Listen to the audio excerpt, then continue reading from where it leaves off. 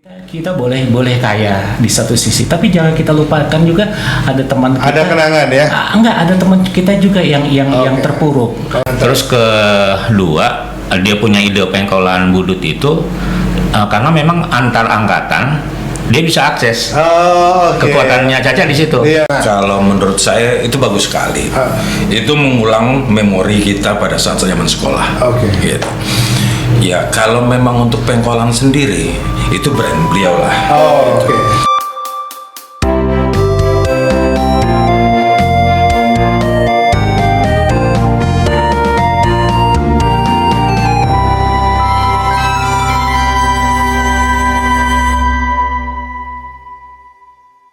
Balik lagi bersama saya Rizal Bright, masih di obrolan santai warung kopi Bright Radio Streaming Jakarta.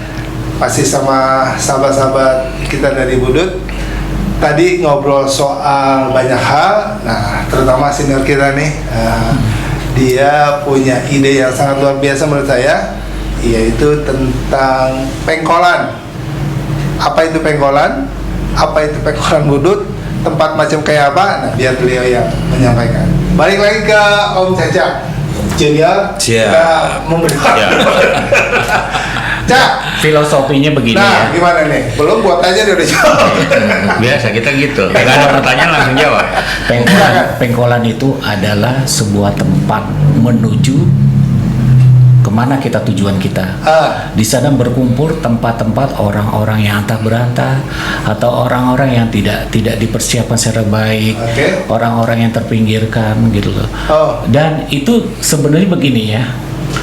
Saya sudah terlatih dengan bahasa foto saya sebagai fotografer dan bahasa tulis saya sebagai media expertnya. Tapi saya pengen agar kesan visualnya itu bisa orang nikmati sehingga nantinya materi yang dari pengkolan Budut itu bisa dijadikan sarana hiburan buat anak budut siapapun itu, lintas angkatan ketika mungkin satu saat dia lagi jenuh tentang kerjaan dia di kantor dia begitu baca dia bisa senyum-senyum. Pada prinsipnya saya tidak mengarah wah nanti akan jadi objeknya orang kaya ataupun orang terkenal, enggak. Saya bilang itu nanti pendekatannya hati nurani saya nanti siapa. Tapi gue penasaran nih, lu dapet ide pengkolan itu dari mana sih? Iya sebenarnya karena gue melihat gue walaupun bukan sebagai warga jembatan banget ya, tapi gue merasakan anak-anak yang alumni jembatan itu pada sukses semua. Jembatan yang di mana yang lo maksud? Jembatan Budut yang kali pom bensin. Jadi kalau bahasa sederhananya kalau mau pulang sekolah kita ke Gunung Sahari itu kan ada jembatan. Jadi sebenarnya anak tongkrongan di situ ya. Cuman bahasanya jadi susah kalau si Caca. Nggak usah jauh-jauh ya. Ada seorang bukan profesor sih ya, masih doktor ya. Sampai dia bilang, lo pikir Cak ada namanya Sugeng Hariusodo gitu. Alumni Budut juga? Alumni 85. Dia tuh dosen perikanan tangkapnya IPB. Gue juga dulu alumni di situ juga. Nongkrong juga situ. Tapi dia itu dia dulu waktu latihan nangkap ikannya ya di kali itu. Kalau usah jauh-jauh begini ya. Tadi dokter apa? Dokter Sugeng Hariusodo. Mas Sugeng, mohon maaf, dulu mancingnya di pengkolan. ada satu lagi nih ya, adik kelas anak 87, Brigjen siapa Sinaga tuh sih. Jadi dia bilang dia cerita waktu itu masih letnan 2. Lu bayangin di medan tempur di Timur dia melihat serangan veteran, dia kan sebagai tentara terlatih tahu dong bahwa ini serangan bukan dari tentara yang terlatih. Karena dia dengan sebuah keyakinannya dia mengejar sumber tembakan itu terarah sehingga si Fretilin itu tiba-tiba kaget. Dia lari sampai masuk jurang. Gua tanya, lu bisa berani begitu, Bang? Nggak usah. Irnando, Brigjen Irnando, sekarang Waasop Kasat. Dia bilang, kita dulu di Budut udah latihan Bang. Lu bayangin kita dari jembatan itu yang dekat Pengkolan itu sampai ke stasiun di bukan stasiun di Banteng. Kemayoran. Kemayoran. Sampai ke situ dia bilang, "Ya, kita kan jadi tentara, kita udah latihan di sekolah." Gitu. Jadi berdasarkan memori itulah ada kesan si pengkolan itu sangat inspiratif dan egaliter. Oke. Jadi satu ketika ini pernah waktu reuni angkatan saya gitu ya. Angkatan 85. 30 tahunnya. Saya melihat ini kok ada semacam kebuntuan gitu loh. Saya terus lantas berpikir, saya kan orang yang biasa kalau ada kebuntuan selalu dengan ide-ide gila saya gitu loh. Saya munculkan Imhar dan kawan-kawan. Jadi dari Imhar muncul dan kawan-kawan itu ada Puji waktu itu, ada Ribut Eko dan semua, dan mereka itu sekarang leading loh di ini, ada yang jadi kepala trafiknya di SCTV. Jadi di situ mereka bilang karena semangat egaliter, dan kita kan Budut ini egaliter ya.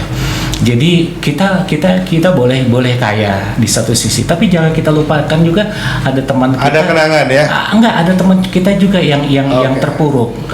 Jangan yang terpuruk itu kita tinggalkan. Dan itu peran saya sudah saya lakukan di alumni SMA 1. Jadi saya bukan berarti ini domain wilayah udaranya Budut, itu jangan kalian yang terkenal saja, orang yang tidak terkenal itu kan itu kita ajak mereka ya, sama-sama ya. Tapi juga kita juga ini jangan juga kalian mengumbar kemiskinan kalian terus menerus.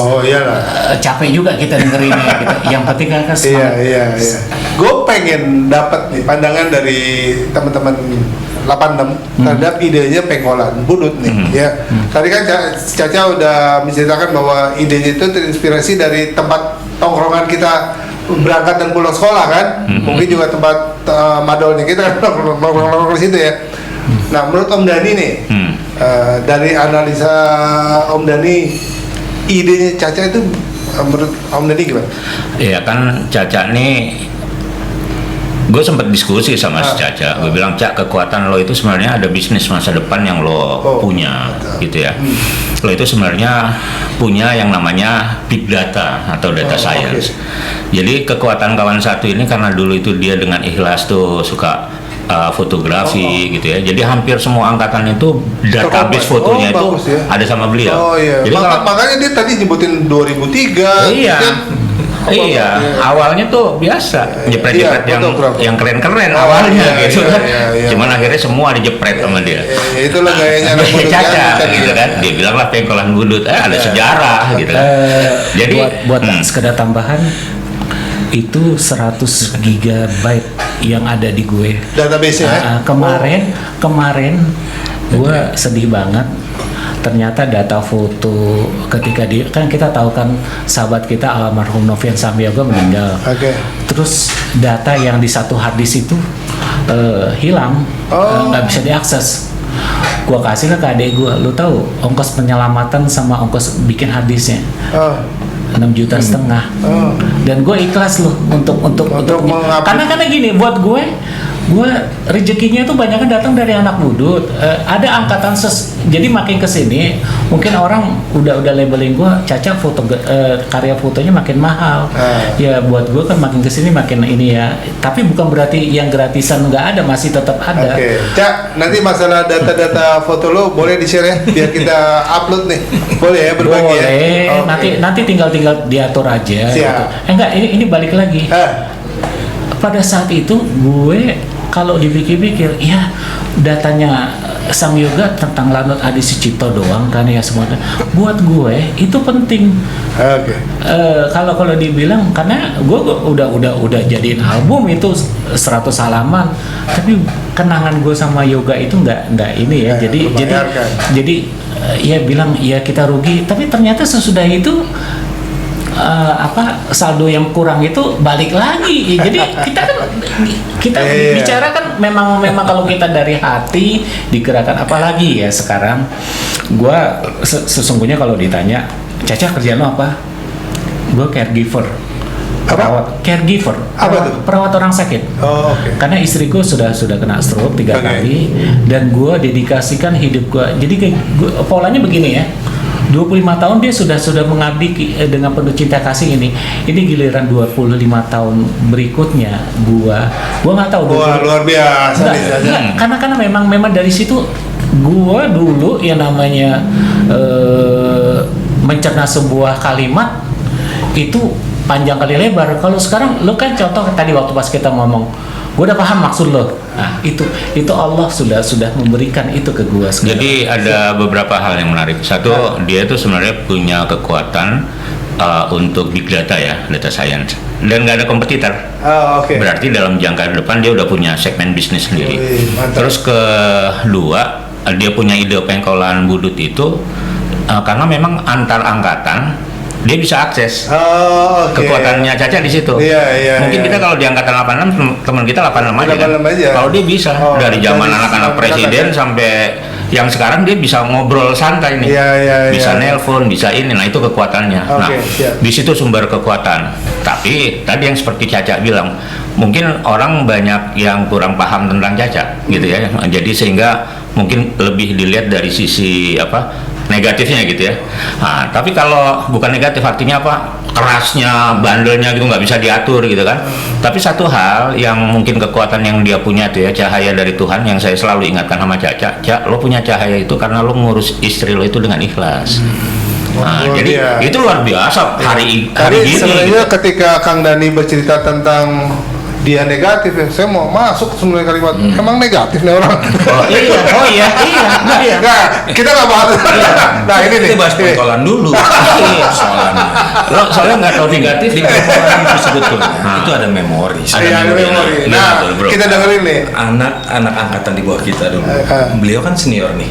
Gitu kan. Beliau melihat pada saat itu kan fotokopi di depan situ. Iya, betul. Nah, itu sebelum fotokopi disamperin dulu kan. Gitu kan, tahu kan maksudnya kan. Nah, itulah ceritanya. Itu memori. Enggak memori ya nih. Iya. Ini mau ulas sedikit. Ini kayaknya mau ulas sedikit. Jelas semua kan. Maksudnya mau dengerin cerita pengkolan. Nah, dulu. Makanya ada momen satu penting nih. Yung, lo kan ketua brigadewan. Bagaimana tanggapan lo tentang seorang Caca yang ingin memanfaatkan pengkolan dengan database-nya untuk menjadikan sesuatu? Itu oke. Kalau menurut saya itu bagus sekali. Itu mengulang memori kita pada saat zaman sekolah. Gitu. Ya, kalau memang untuk pengkolan sendiri itu brand beliau lah. Walaupun belum ada hak ciptanya. Beliau belum ada kita. Kita bisa rebut itu. Kita nggak usah takut, walaupun mereka senior kan gitu. Bukan begitu, benar? Bukan. Cuman sesuatu yang direbut, insya Allah barokahnya nggak ada. Karena gini, gua kan mengambil orang budut itu dalam rangka mencari barokah untuk menafkahi anak bini gua. Jadi mungkin satu hal yang perjalanan kita itu sebenarnya ada sebuah kesimpulan itu ya. Sekolah di SMA 1 itu hampir rata-rata lulusannya itu punya kemampuan dalam pengambilan keputusan. Betul. Nah, ya kan? Itu. Jadi kehebatan dari teman-teman pengambilan keputusan. Pertanyaannya, gimana mereka cara berlatih? Kita aja yang nggak suka berantem nih, kalau pulang sekolah naik bis, pandangan udah jauh ke depan, ya kan? Karena kita harus mengantisipasi ada yang nyegat nggak di depan. Jadi dari sekolah aja kita tuh udah tiap hari mikir, selamat nggak nih? Akhirnya kita kayak gitu. Dampaknya apa? Pengambilan keputusan sama. Makanya sekarang banyak misalnya teman-teman yang dulunya mungkin dikatakan nakal atau bandel gitu ya, terus mereka jadi orang karena mereka sampai dengan hari ini pengambilan keputusannya cepat. Ini udah masuk ke pengalaman pribadi dan pengalaman masa lalu nih. Untuk lanjut masalah cerita pengalaman masa lalu, kita break dulu setelah yang satu. 86 ini aktifnya di klinik budut ya. Ada klinik budut juga ada klinik budut. Jadi memang tahapan sampai dengan hari ini kita ingin supaya semua teman-teman di angkatan 86 yang usianya 50 tahun ke atas nih kan, mereka itu paling tidak memiliki sebuah wadah di mana kalau ada persoalan kesehatan komunikasinya cepat. Brigadewan sendiri punya rencana-rencana ke depannya banyak. Nah, boleh nggak disebutin salah satunya? Ya, salah satunya kita buat kemarin itu untuk kopi, buat acara untuk selanjutnya kita mau kumpul di mana tempatnya. Mungkin si Arnold sendiri, Arnold lah, ada Arnold yang punya tempat mungkin akan di sana. Oke. Apapun itu perlakuan khusus dia pada saya. Ya, Tapi, privilege ya. tapi kalau Privilege. misalnya kita datang ke sana tidak bayar, itu sama juga mematikan usahanya dia. Iya. Sebagai seorang kawan, kita harus menunjang apa Iya. yang menjadi usaha dia. Iya. Om Caca Om Caca bijak ya. Iya. Bijak. Kita kan bijak. Bukan karena Jangan di studio berarti dinner. karena apapun Mendekati sore dia enggak, bukan bijaksana. gini, apapun kita harus hargai gitu. Jadi karena kalau namanya ini gratis dipegang anak budut yang ada sana dibilang kan di udah duplik katanya lu gratis sama sekali gitu. Jangan sampai begitu.